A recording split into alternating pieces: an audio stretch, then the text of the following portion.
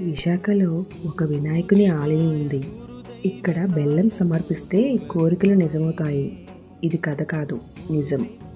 విశాఖపట్నంలో బెల్లం వినాయక టెంపుల్ శతాబ్దాల చరిత్రను కలిగి ఉంది.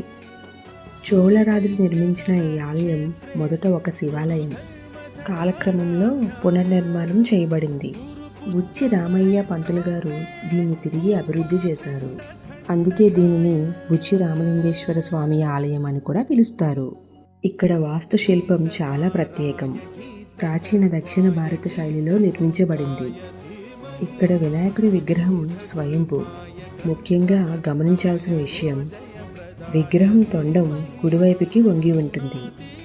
ఇలాంటి వినాయక విగ్రహాలు చాలా అరుదు. అందుకే దీనికి మరింత ఆధ్యాత్మిక శక్తి ఉందని నమ్మకం. ఈ దేవుణ్ణి ఆనంద గణపతి అని కూడా పిలుస్తారు.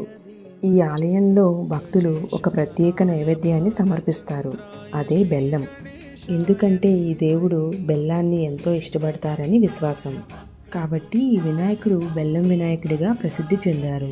చాలామంది చెప్తారు ఇక్కడ స్వామికి బెల్లం సమర్పిస్తే కోరికలు నెరవేరుతాయని. నేను కూడా అక్కడికి స్వయంగా వెళ్ళి వినాయకుడిని దర్శించి బెల్లం సమర్పించాను. నా కోరిక నెరవేరింది. సముద్రానికి దగ్గరగా ఉన్న ఈ ఆలయం ప్రత్యేకమైన ఆధ్యాత్మిక వాతావరణాన్ని కలిగి ఉంటుంది.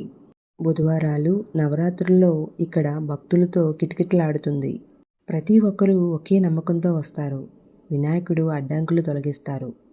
మన జీవితంలో ఎన్ని సమస్యలు ఉన్నా ఒక చిన్ని నమ్మకం, ఒక చిన్ని ప్రార్థన మన జీవితాన్ని మార్చగలదు.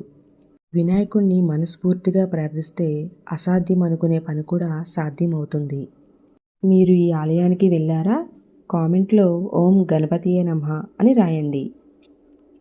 ఈ వీడియో కనుక మీకు నచ్చినట్టయితే లైక్ చేయండి, షేర్ చేయండి అండ్ సబ్స్క్రైబ్ చేయడం మాత్రం మర్చిపోకండి. And thank you for watching.